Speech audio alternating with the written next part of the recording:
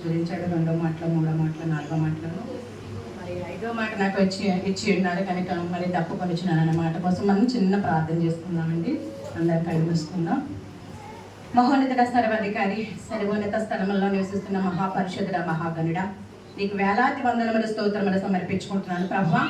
మరి శుభ శుక్రవార దినమన ప్రభా, నువ్వు సిలువలో బలైన దినమ రోజున ప్రభా మేమందరం కూడుకున్న ప్రభా, మరి నువ్వు సిలువలో కలిగిన 7 మాటలు మేము మాకు జ్ఞానించుకోవడానికి, మాకు నాయన జ్ఞానాన్ని ఇచ్చినందుకు, ఈ సమయాన్ని ఇచ్చినందుకు నీకు వేలాది వందనములు స్తోత్రములు హృదయపూర్వకముగా సమర్పించుకుంటున్నాను ప్రభా. మరి 5వ మాటలు మీరు తోడుండి నడిపించమని ప్రభా. అల్పురాన్ని, అయోగ్యాన్ని ప్రభా, నా తండ్రి యోగ్యత లేని నన్ను ఎందుకు ఇక్కడ నిలబెట్టావు ప్రభా, నీకు స్తోత్రములు ప్రభా. మరి నాకు నాయన పిరికాత్మ తీసివేసి ధైర్యాత్మ దయచేసి నాయన తప్పుకొనిచున్నాననే మాటగా ప్రభా బోధించుటకు సహాయం దయచేయమని, పరిశుద్ధాత్మ శక్తిని సహాయం దయచేయమని అడుగుతున్నాను తండ్రి. ఆమేన్. హల్లెలూయా. మనం మొదటిగా ఒక చిన్న పాట పాడుకుని మనం వాక్యంలోకి వెళ్దామండి. అది పరిశుద్ధ స్థలం, ఇది అతి పరిశుద్ధ స్థలం అండి. అక్కడ కూర్చున్నప్పుడు మనకి ఏదైనా చిన్న మాట చెప్పాలంటే కూడా ఏదో చెప్పేస్తాం, పర్లేదులే వెళ్ళిపోతాం అనుకుంటా. కానీ ఒక్కొక్క మాట చెప్పాలంటే మన బాడీలో శివరింగ్ వచ్చేస్తుంది. కానీ అది బలమైన దైవజనులకి మరి దేవుని ఇచ్చిన ఆత్మ ఫలంతో అది వాడబడే సామర్థ్యం అండి. మరి గొప్పగా వాడబడతారు. ఇచ్చిన 5వ మాటకే నేను చాలా ఇబ్బంది పడిపోతాను. అయ్యో ప్రభు నేను ఎలా చెప్పాలని అక్కడ కూర్చుంటానికైనా నాకు శివరింగ్ వచ్చేస్తుంది. మరి దేవుడు మంచిగా నడిపించి మంచిగా చెప్పాలని ఒక చిన్న పాట పాడుకుందామండి. శిరం మీద ముళ్ళ సాక్షిగా, కాచిన కన్నీళ్ళ సాక్షిగా, శిరము మీద ముళ్ళ సాక్షిగా, కాచిన కన్నీళ్ళ సాక్షిగా, పొందిన గాయాల సాక్షిగా, చిందిన రుదురంపు సాక్షిగా, పొందిన గాయాల సాక్షిగా, చిందిన రుదురంపు సాక్షిగా, యేసు నిన్ను పిలుచుచున్నాడు, నీ కొరకై నిలిచియున్నాడు.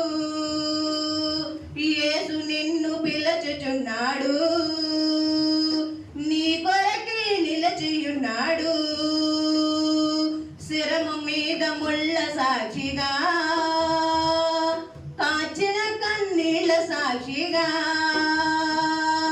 శిరము మీద ముళ్ళ సాక్షిగా, కాచిన కన్నీళ్ళ సాక్షిగా, సర్వ పాప పరిహారం కోసం రక్త పోషణ అవశ్యమని, సర్వ పాప పరిహారం కోసం రక్త పోషణ అవశ్యమని, మనుషులలో ఎవ్వరూ బలికి పనికిరారని, మనుషులలో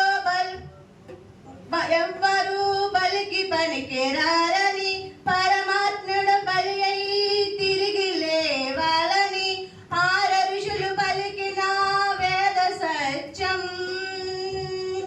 యేసులో నెరవేరునుగా, యేసులో నెరవేరునుగా.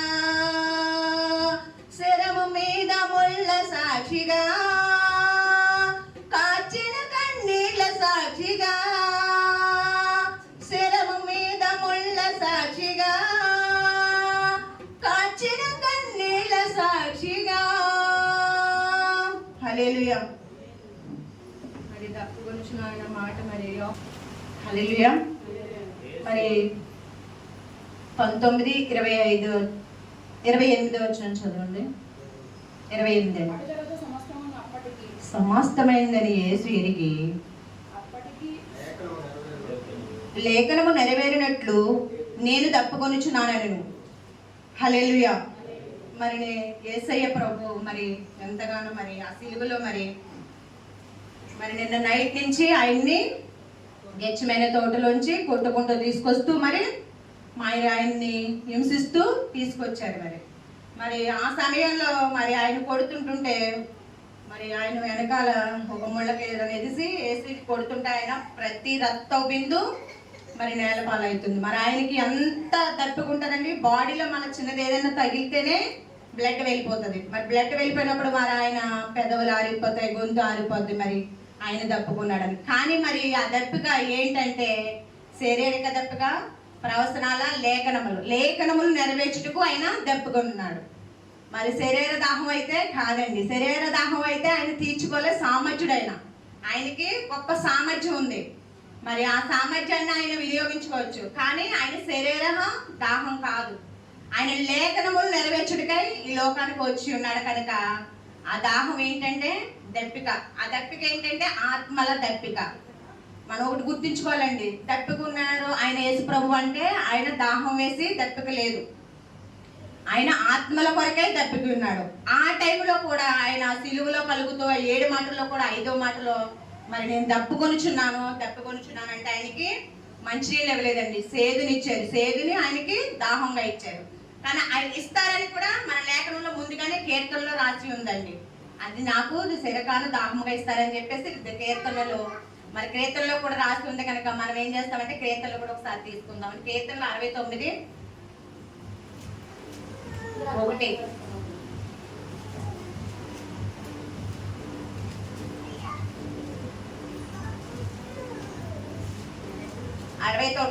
69:21 అండి.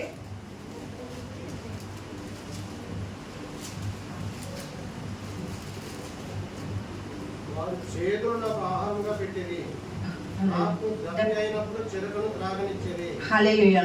మరి దేవుడికి తెలుసండి, దేవుడికి నేను దప్పుకున్నప్పుడు వాళ్ళు నాకు చిరకాల దాహంగా ఇస్తారని మరి లేఖనంలో కీర్తనలో ముందుగానే రాసి ఉంది. మరి ముందుగానే లేఖనంలో రాసి ఉంది కనుక మరి ఆ లేఖనాలు నెరవేర్చుడు కొరకే మరి దేవుడు దప్పుకి ఉన్నాననేసి మాట 5వ మాటలో దేవుడు పలికి ఉన్నారండి.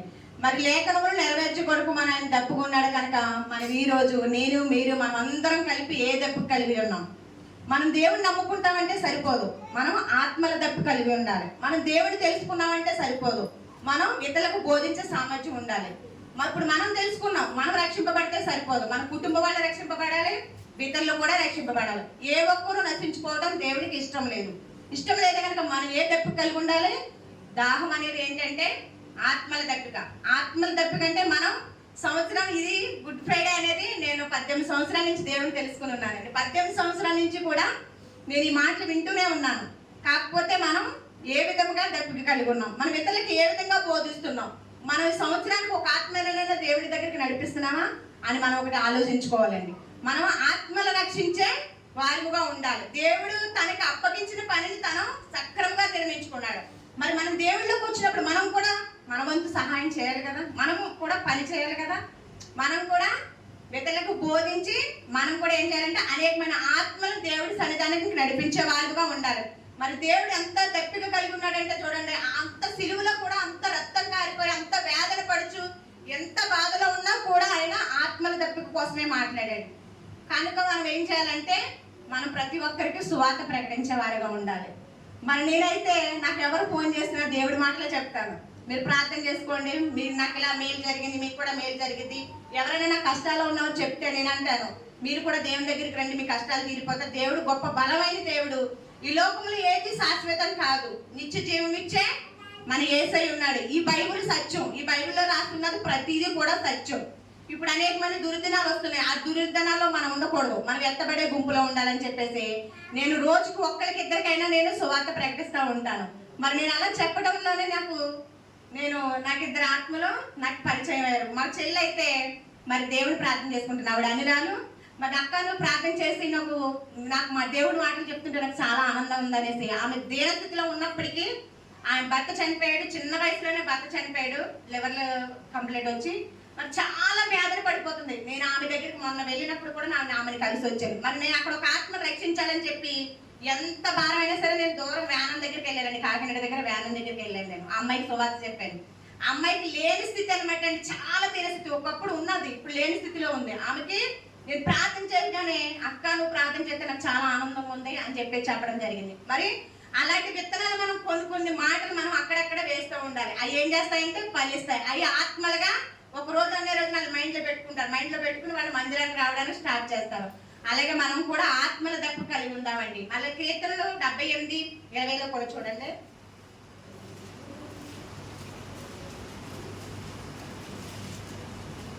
వారి దేవునికి విరోధంగా మాట్లాడి ఆయన బండను కొట్టగా నీరు ఉబుకి వచ్చును, నీళ్ల కావలే పారును. చూడండి, మరి దేవుడికి సమస్తములు సాధ్యమే కదా. ఆయన దాహం వేస్తే చూడండి, బండను కొడితే నీళ్ళు వచ్చినాయి. మరి ఆయన దాహం తీర్చుకోలేడా? బండను కొట్టగానే మనం ఏమన్నా ఇట్లా కొట్టగానే వచ్చేస్తాయి, మన నూతిలో నీళ్లు తోడితేనే వస్తాయి మనకి నీళ్లు. కాబట్టి ఆయన బండను ఇట్లా కొట్టగానే బండలోంచి నీళ్లు వచ్చినాయి. మరి ఆయన దాహం తీర్చుకోవాలంటే ఆయన సామర్థ్యుడు కనుక బండ నుంచి నీళ్లు కూడా రప్పించే సామర్థ్యుడు ఆయన. మరి అలాగే ఇంకొక మాట చూద్దామండి. మరి ఆయన మన్నాను కురిపించాడు, ఇజ్రాయేల్ ప్రజలను నడిపించాడు, ఇజ్రాయేల్ ప్రజలకి బండ నుండి నీళ్ళు ఇచ్చాడండి. మరి ఆ నీళ్లు మరి ఆయన కూడా తెచ్చుకొని తాగగలే సామర్థ్యుడు ఉన్నాడు దేవుడు. కాకపోతే అది లేఖనాలు నెరవేరాలి కనుక ఆ లేఖనాల ప్రకారంగానే నేను నడవాలని చెప్పేసి మరి 5వ మాటలో నేను తప్పుకొనిచున్నాను అనే మాట కలిగి ఉన్నాడండి. మళ్ళీ ఇంకోటి యోహాను సువార్త 4, 6, 8 చూద్దామండి.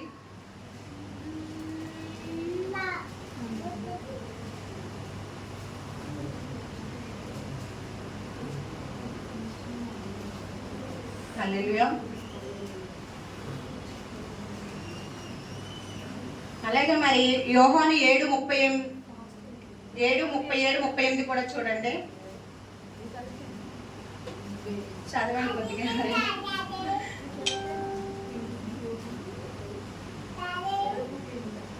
యోహాను సువార్త 7:37-38 అండి.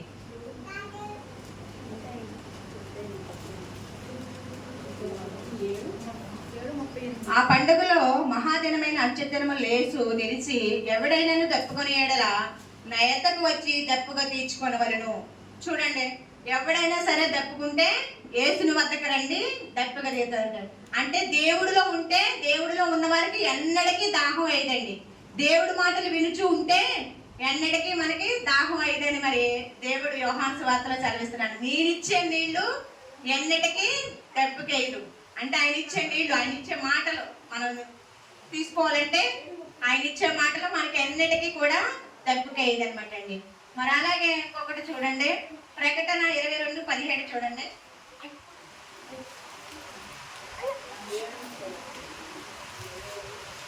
ప్రకటన 22:17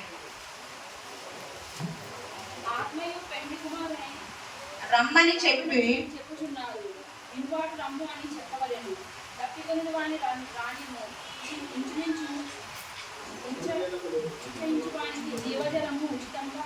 ఉచితముగా ఇస్తాడట. జీవజలములు ఉచితంగా ఇస్తాడటండి.